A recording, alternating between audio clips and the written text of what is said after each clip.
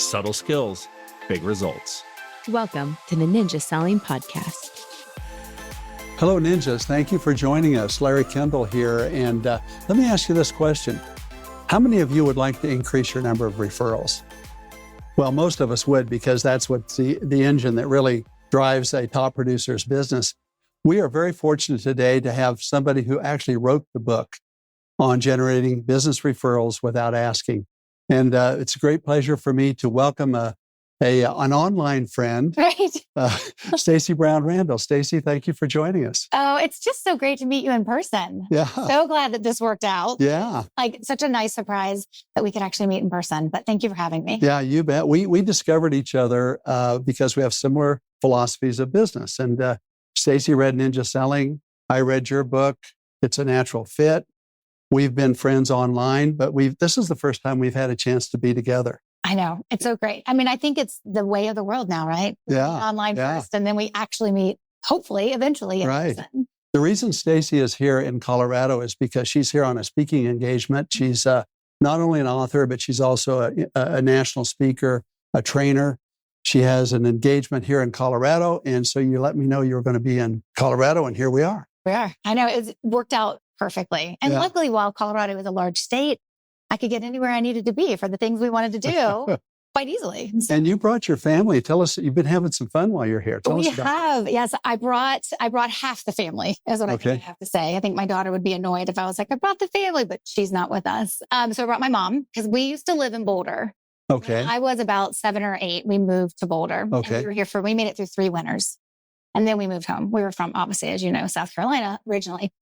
And so when I told my mom I was coming to Colorado for a speaking engagement, she was like, great, I'm coming. I want to go back and see Boulder. So we went and saw my old elementary school yesterday. Oh, wow. The park we used to play in. And so when I decided, okay, I'm bringing my mom, then my husband's like, well, I would really like to go to Red Rocks. That's a bucket Okay. list. So, and Yeah. then my son, Jacob, he's our 15-year-old. I have 3 kids, but Jacob's with us. He's the only one who didn't have a vacation. This summer, he plays pretty much year-round baseball. Okay. And so he was like, I guess I'll go. Uh-huh.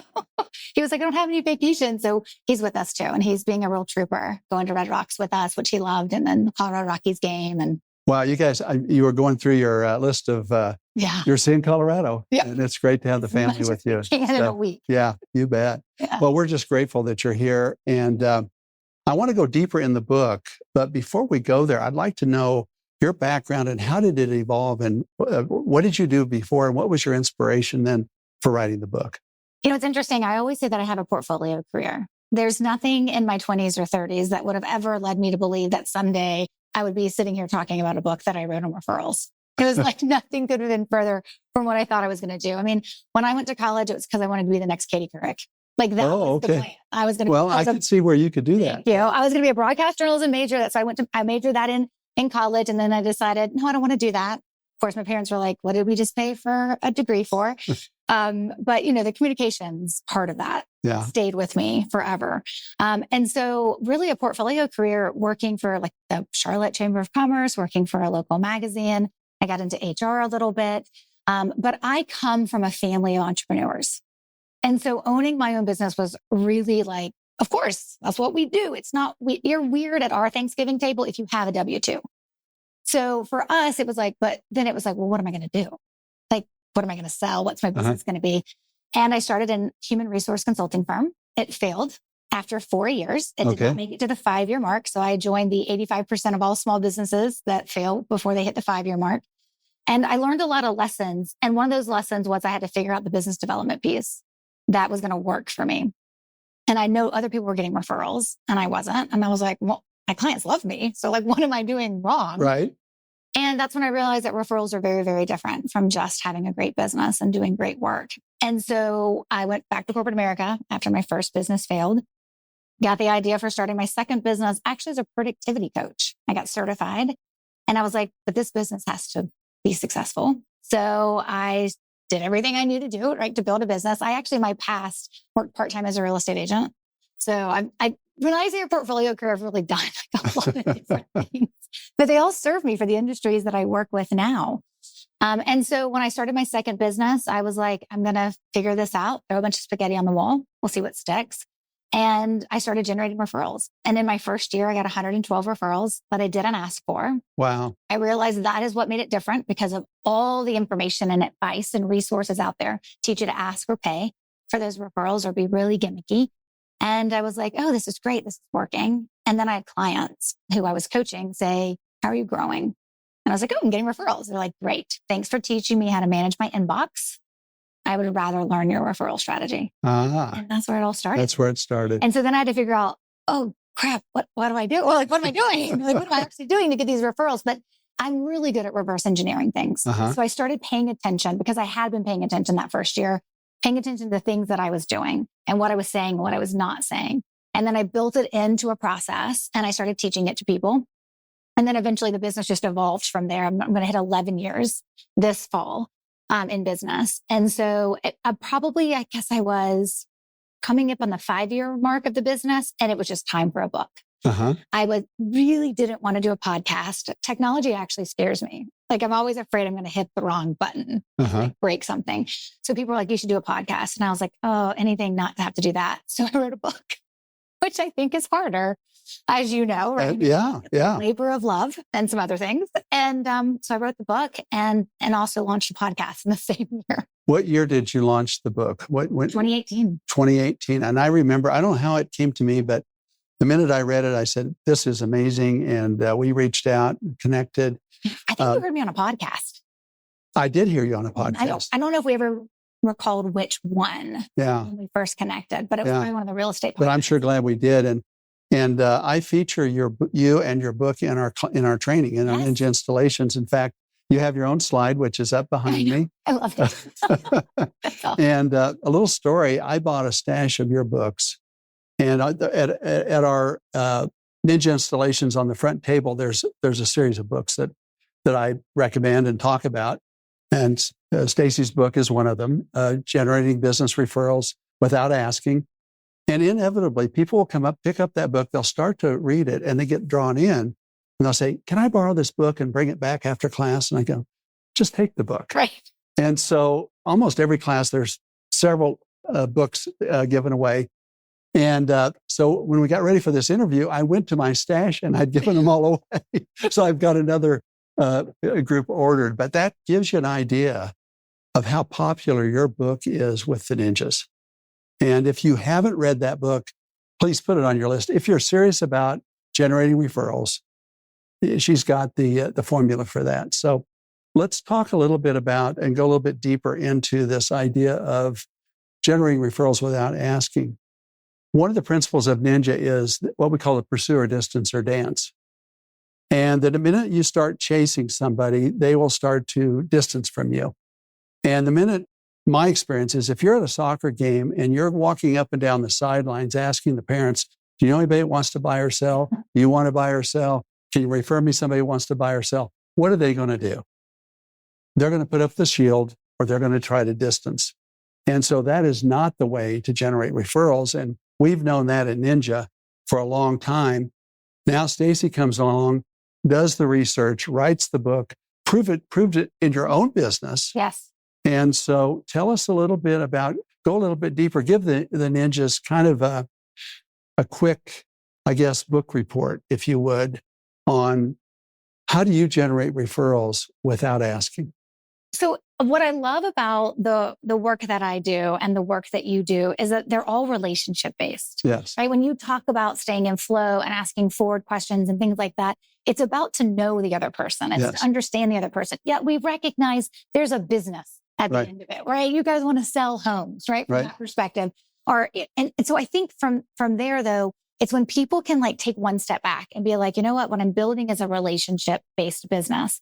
And I think from there, that's where all the goodness in our businesses has the opportunity to start with the clients that we're going to bring on board and the referrals we're going to receive. So the philosophy that I teach from is that referrals only come from relationships. Sounds like Ninja to me. Right. And you could put a period after that. Yeah. Referrals only come from relationships, except there's a little bit more to it. But what relationships need is ongoing connection.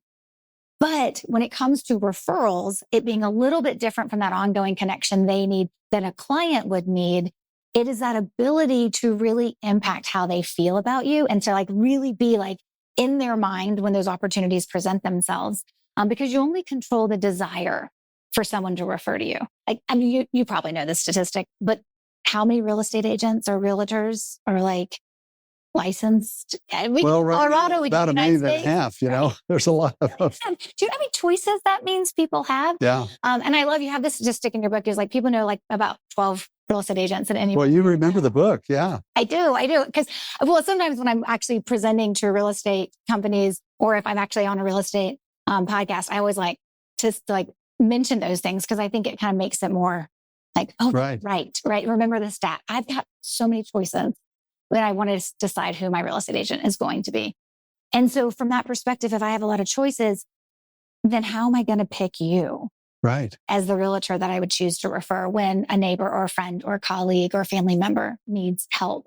And so the way that we teach referrals is that it is based on referrals come from relationships, but relationships need ongoing connection. But it's different from your prospect flow or from your, like the client flow that you're going to actually stay in with them. This needs to be a little bit more what we call memorable and meaningful because all you're doing, because you're not talking business, you're not sharing real estate stuff, you're not doing any of that. What you're doing is you're being memorable and meaningful in that outreach to them so that the reaction that they have and how they feel is like, oh, Larry really cares. Like this isn't just like Larry's looking for business, right? Like, Larry really cares. And then we teach a very specific way that we use the language piece, the referral seed piece that I teach. So it's the outreach that we do that's memorable and meaningful. Usually most folks are doing about 6 to 7 times a year to their existing referral sources, but it's paired with the right language that has them understand that we appreciate them and then also has them thinking about us from a referral perspective. Memorable and meaningful. Terry Johnson, one of our ninja instructors, she puts it this way. We just need to love on our people. We need to be a good person. And be a good person, love on them, make memorable experiences for them, meaningful experiences for them. You mentioned we need to use the right language. Can you give us an example? Yeah. So, when most of the time when you're on an on-hold message and you hear the same marketing spiel like over and it's on repeat or whatever, eventually at some point you're either going to probably more than likely tune it out, but maybe you'll remember it later. But more than likely, you're just going to tune out. You're not really paying attention to what they say. Most of the time when I say we need to plant referral seeds, what people think I mean is just always saying, thank you for your referrals. Thank you for your referrals. That's not it at all. Yeah. When we talk about the language we want to use, we do want to plant the idea that we value their referrals and we appreciate their referrals, which means the language looks different for someone who's never referred you. And so from that perspective, it is about talking about your business from a referral perspective, but the cadence matters. How often you do it matters. And then if it's direct or indirect referral seed planting that you're doing, the language piece is, I always know when a client of mine is like, oh, they got it. They don't need me anymore. They're about to graduate. It's because they can figure out, they know how to write the formula for the language they want to say themselves. And it's just that idea of it always comes from a place of gratitude. There's always a connection to why am I sending this to you, saying this to you, doing this, and making sure you understand that I appreciate your referrals, but that's not the main part of the message. It's almost sometimes like an add-on. Sometimes it is a direct thanks for your referrals, and sometimes it's not. And so it's not so much like here's the one sentence we use. Right. There's a multitude of ways that we use that language, direct and indirect, and when we plant it and when we don't, and the cadence to it behind it. But it really is the things that we're saying when we are building that relationship. Would you say that when we're creating a memorable experience for them, doing something for them, loving on them, that's a referral seed, what you call a referral seed? As long as you're actually using the language with that. Okay. Yes. Give me an example of using the language. So here's the easiest one, I think, and people can go use this today. This is the best one for them to say, is actually how I teach people to write a thank you card. Okay. Most people are going to, if they receive a referral, most people are just going to say, thanks for your referral. There's actually nothing wrong with that. Right. Like there's fundamentally nothing wrong with that. But or they'll say, thanks for your support. Right. Well, support is a very obtuse word in my world. Right. It could mean a lot of different things. If you're writing it to a client who's also referred you, are you thanking them for being a client? Support is not the right word. Right. But I find people use it a lot. And so the way I teach people to write a thank you card is very clearly, we want to make sure we recall to them exactly what they did and what we're thankful for. So it would be, thank you for referring Larry Kendall to me. So I want to make sure that I'm using the name of the person that they referred to me, because then in that minute that the person gets that card and they read it, they're like, oh, that's right. I did refer Larry to Stacey, right? Plants that referral seed. And then we usually have a second line that's like, it's an honor or a privilege to help the people you know and care about, right? While using the people you know, right? That's a little future pacing. Yes. What we want them to do, right? The other people that you know, it's always an honor or privilege. And then you can end that card. So it's like 3 sentences.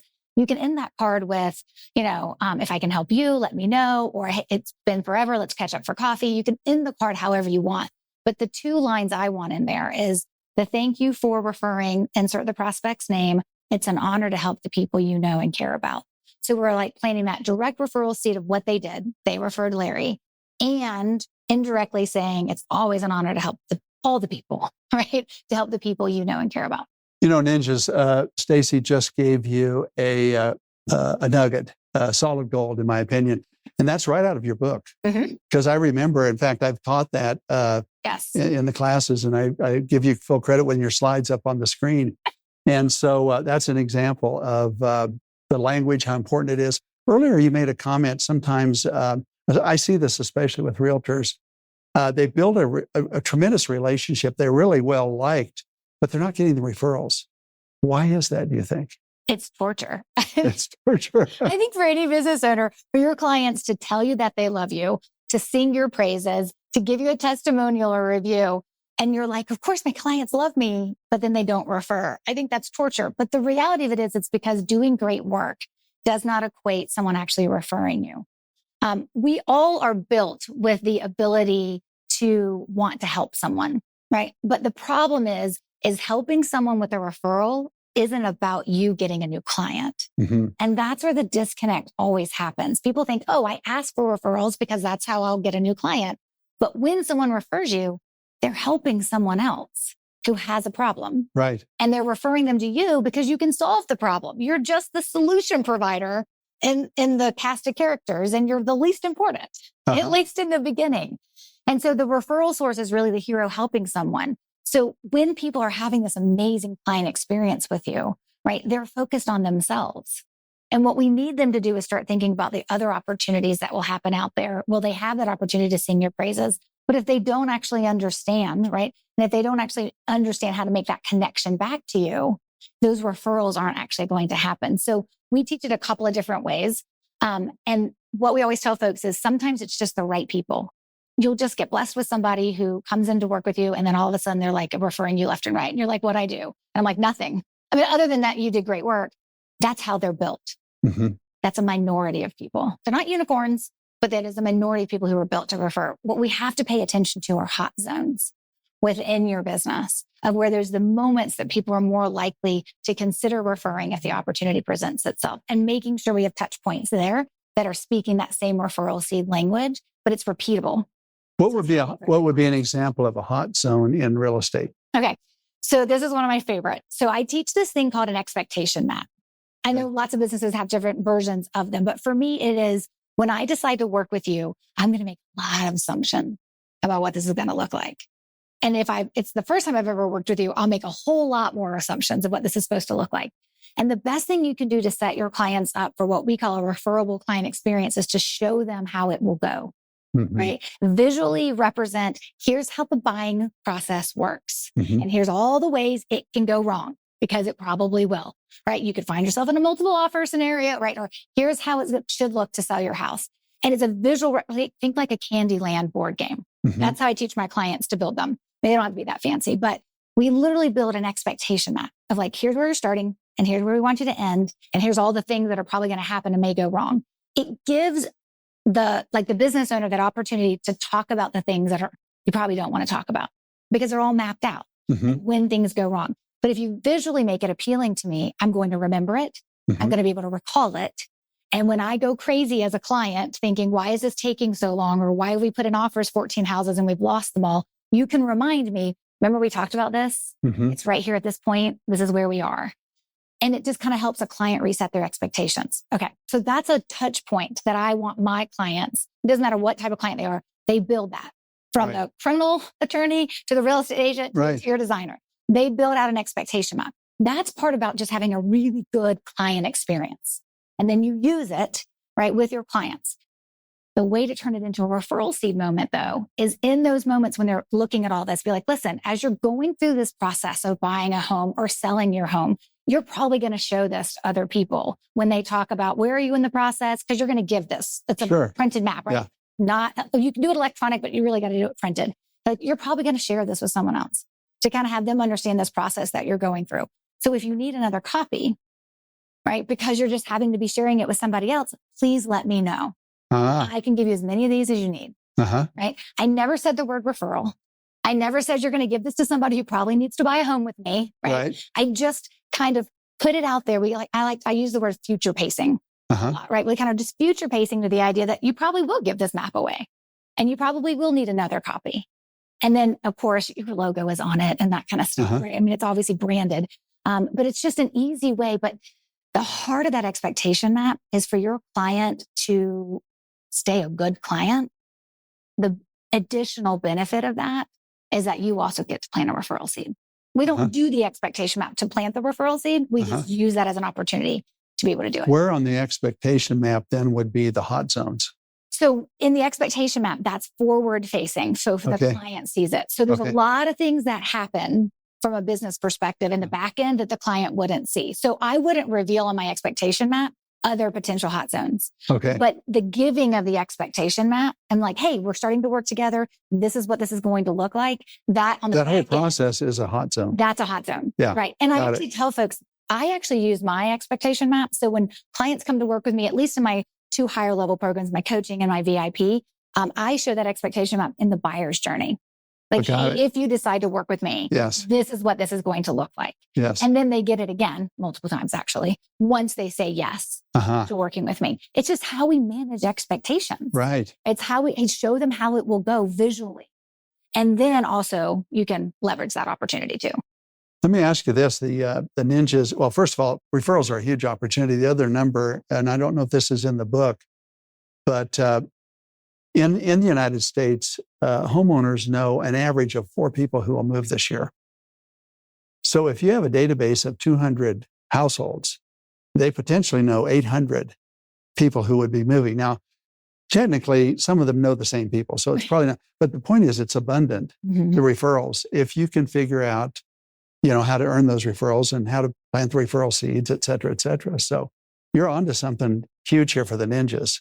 I think that it's part of like, as they put in the ninja way, right? It's just and I think this every time I work with I have somebody who's been through ninja that's in one of my coaching programs. I think this every time. I'm like, oh, wait, you're ninja? Okay, let me tell you how we're going to put some things into place here because I already know how they're showing up. I mean, no disrespect to all the realtors out there, but most of the time, not all the time, a lot of times when real estate agents come to work with me, we have to clean up their database. We have to do a lot of you're not even categorizing people the right way. Like, you can't be a referral source if you've never actually referred, unless you're a potential referral source. And not everybody in your database should be a potential referral source because you can't create relationships with that many people at one time in the way you need to get them to put the trust on the line to actually refer you. Yes. And so we do a lot of database cleanup. But anytime that I have a ninja that comes into my program, I'm like, oh, okay, I already know what you're doing and what you're thinking. And here's the areas I want to be able to kind of add a little extra and do little extra things. And I think that it just flows together so nicely from your work, which is nice. Which is great, which is why we're sitting here. Yes.